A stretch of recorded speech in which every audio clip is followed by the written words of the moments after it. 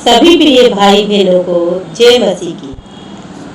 तब यूसुफ अपने पिता के मुंह पर गिरकर रोया और उसे चूमा, और यूसुफ ने उन वेदों को जो उसके सेवक थे आज्ञा दी कि उसके पिता के शव में सुगंध द्रव्य भरे। तब वेदों ने इज़राइल के शव में सुगंध द्रव्य भर दिए और उसके 40 दिन पूरे हुए, क्योंकि जिनके शव में द्रव्य भरे जाते हैं उनको इतने ही दिन पूरे लगते हैं। और मिस्री लोग उनके लिए 17 दिन तक विलाप करते रहे। जब उसके विलाप के दिन बीत गए, तब यूसुफ फिरौन के घराने के लोगों से कहने लगा, यदि तुम्हारे अनुग्रह की दृष्टि मुझ पर हो तो मेरी यह विनती फिरौन को सुनाओ। मेरे पिता ने यह कहकर, देख मैं मरने पर हूँ, मुझे यह शपथ खिलाई, जो कब्र मैंने अपने लिए कनान देश में खुदवाई है उसी में तू मुझे मिट्टी देगा। इसीलिए अब मुझे वहाँ जाकर अपने पिता को मिट्टी देने की आज्ञा दे, तत्पश्चात मैं लौट आऊँगा। तब फिरौन ने कहा, जाकर अपने पिता की खिलाई हुई शपथ के अनुसार उसको मिट्टी दे। इसीलिए यूसुफ अपने पिता को मिट्टी देने के लिए चला, और फिरौन के सब कर्मचारी अर्थात उसके भवन के पुरनिये और मिस्र देश के सब पुरनिये उसके संग चले, और यूसुफ के घर के सब लोग और उसके भाई और उसके पिता के घर के सब लोग भी संग गए। पर वे अपने बाल बच्चों और भेड़ बकरियों और गाय बैलों को गोशेन देश में छोड़ गए, और उनके संग रथ और सवार। इस प्रकार भीड़ बहुत भारी हो गई।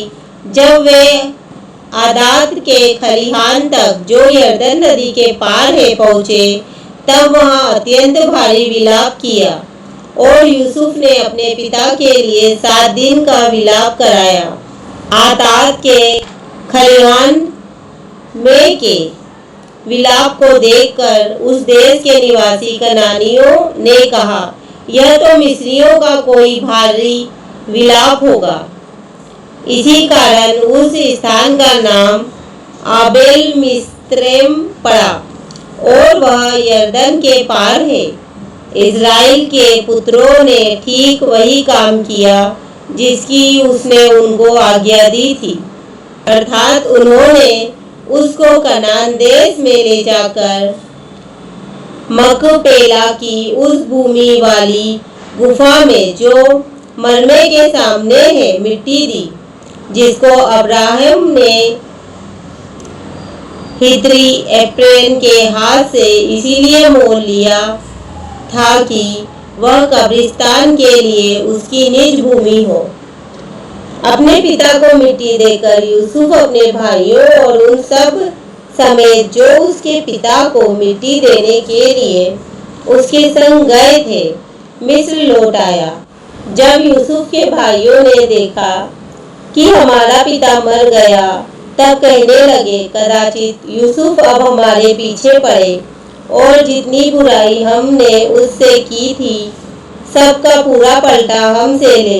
इसीलिए उन्होंने यूसुफ के पास यह कहला भेजा, तेरे पिता ने मरने से पहले हमें यह आज्ञा दी थी, तुम लोग यूसुफ से इस प्रकार कहना कि हम विनती करते हैं कि तू अपने भाइयों के अपराध और पाप को क्षमा कर।